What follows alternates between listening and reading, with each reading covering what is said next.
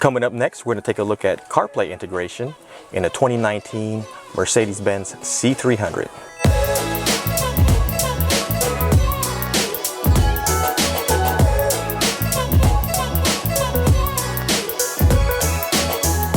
So it's that time again. Car needs maintenance, but our dealer set us up with this loaner.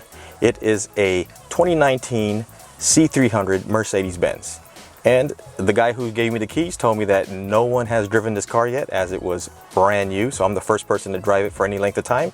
And we're going to take a look at the CarPlay integration in this car. So I have my iPhone XS Max here. I'm going to go ahead and plug it in to the USB connection that is in the center console box.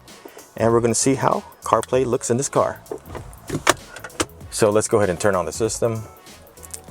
We have the Mercedes-Benz splash screen, followed by a warning to remind you not to be distracted, and it boots straight into CarPlay since I have my phone already plugged in.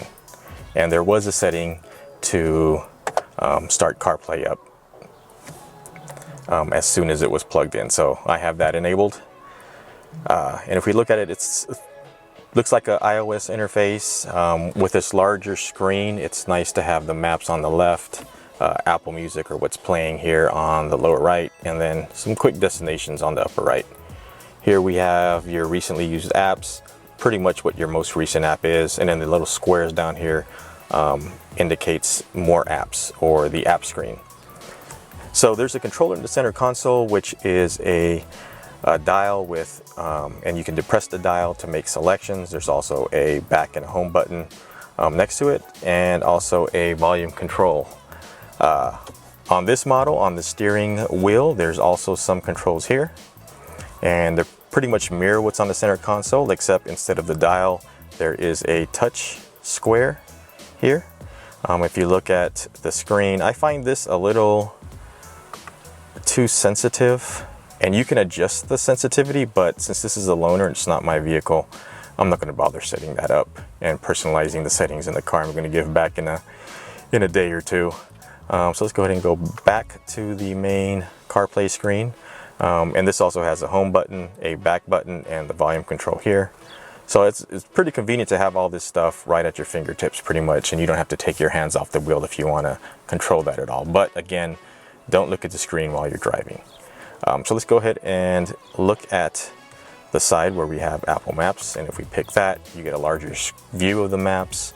If we go down, we can pick Apple Music, and you can pretty much play what songs you have, hit back, and you get a Apple Music screen. We have, let's go back, and like I said, the control on the steering wheel is a little sensitive. So if we go back here on the top, I'm going to switch controls to the center console. We have For You, which loads all the Apple Music recommendations for you. We have Browse, where this is the pretty much discovery for Apple Music. So it'll show you what's new this week, and it will list all those. And we have playlists. Oops.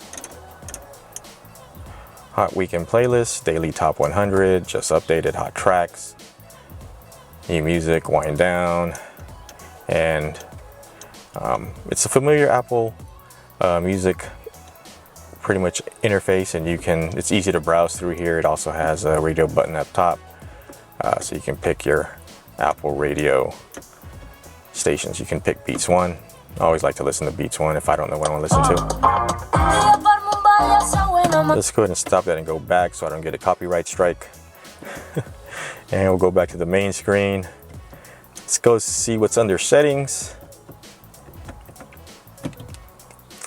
And I have Do Not Disturb While Driving enabled, because distracted driving is not a good thing. Appearance is right now set to automatic. We can set that to always dark if we like the way things look dark, and I'm gonna leave that for now just so we can take a look at that and how that looks on the interface. And those are the settings, suggestions, and dashboard, Siri suggestions. Let's go ahead and go back. took a look at the Apple Music. Let's take a look at what other apps I have installed. So we have the phone app. Should be familiar interface. It has all your contacts, your favorites, recents, contacts. If you need to dial a phone number, keypad, although it'd probably be easier to just ask Siri to do it, and your voicemail. So if we go back to screen, again, Apple Music, we took a look at that. Maps, we'll take a more in-depth look at that. We'll do some navigation around town. Messages, you can have Siri read you your messages if you want. Ask Siri to send your messages here. Let's go ahead and go back. Now playing, again, another interface for Apple Music and what's playing on your system now. Mercedes, that'll push you back to the native Mercedes UI. Podcasts, if you have podcasts, I think I have a few on here.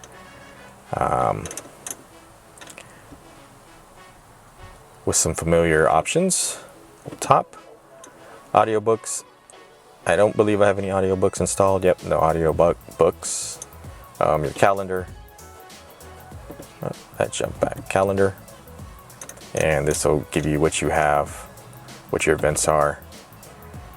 Settings, we already looked at that. We have the @Bat app. So this will give you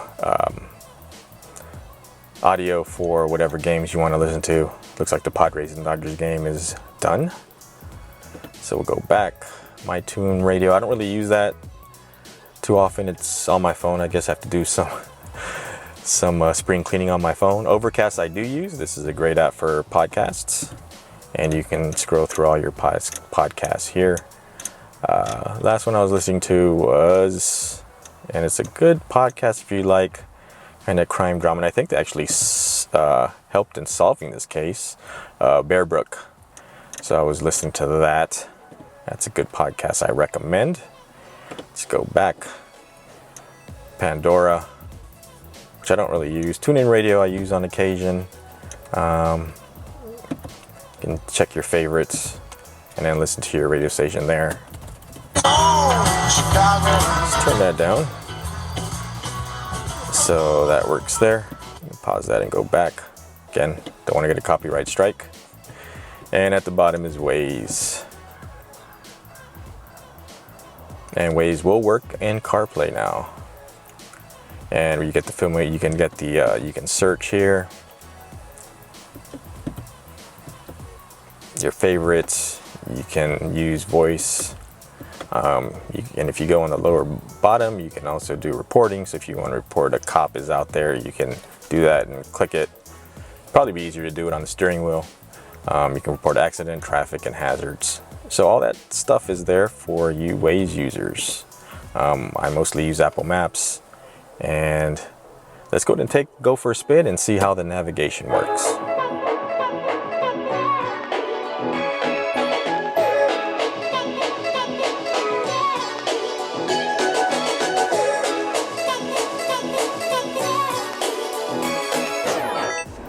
So we're going to do some grocery shopping. So I'm going to ask Siri for directions.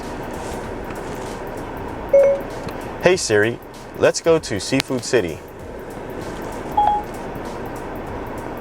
Okay, one option I see is Seafood City Supermarket, which averages 3.5 stars and is moderately priced.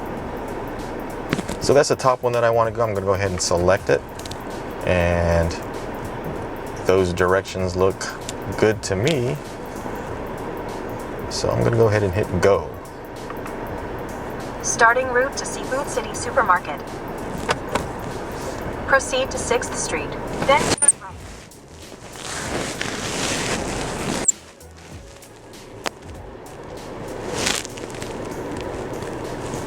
So this Mercedes has a pretty nice backup camera, as you can see as well.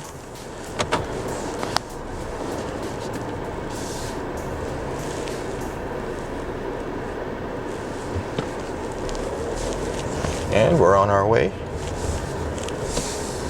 Turn right. In 1/4 mile, turn left onto Rochester Avenue.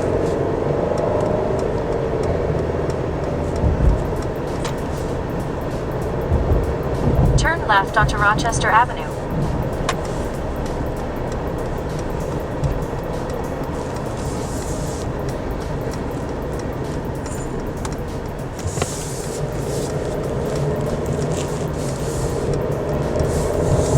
In 1.3 miles, turn left onto Foothill Boulevard.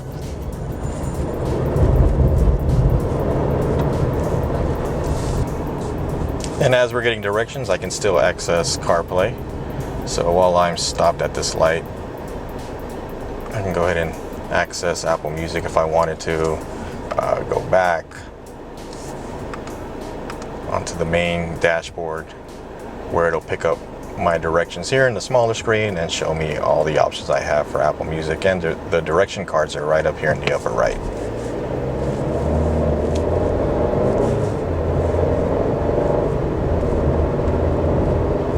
So not only do I have directions telling me that I'm going to be turning left in 0.3 miles, I also have a map to show me where I need to be.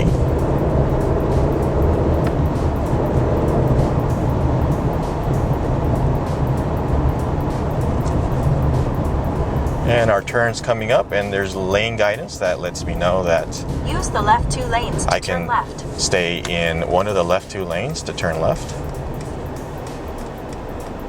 Turn left. And this is really helpful for if you're in a new area. You get to know which lanes you can stay in to complete the left turn. It also tells you which ones go straight and which one must go straight or turn right. And these are highlighted, the 2 left turn lanes, and I'm turning left. So this guidance here that CarPlay is providing through Apple Maps is actually better than the last navigation that I had in a car that came with a vehicle. So this provides better guidance, lane guidance, and it lets me know where I need to be when I make a turn. In 1 mile, turn right onto Elm Avenue. So I really like the cards. Here it's telling me that I need to turn right on Elm in 0.7 miles. It also is telling me what I'm going to be doing next. So right after I turn right, I'll be making a left turn. So it kind of preps you so that if there are multiple lanes, you know that as soon as I make the right, if there's more than one lane, I need to get over to the left because I'll be making a left turn right after. Turn right onto Elm Avenue, then turn left. So here's Elm. We're going to be making this right.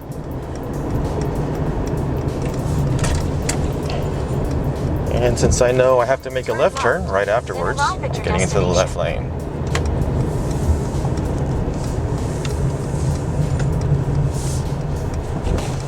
Arrive at Seafood City Supermarket.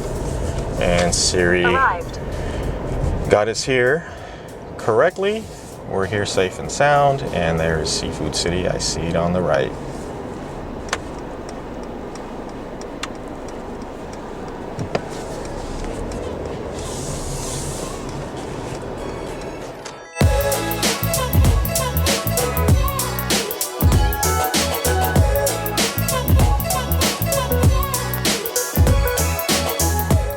Hey, so that's going to wrap it up for my quick look at the Apple CarPlay integration in the 2019 Mercedes-Benz C300. If you found any of this useful, please consider giving the video a thumbs up. If you haven't subscribed yet, please consider doing so and maybe tapping the bell to get notified when I release new content. And until next time, take care and be safe out there and drive safely. Thanks for watching.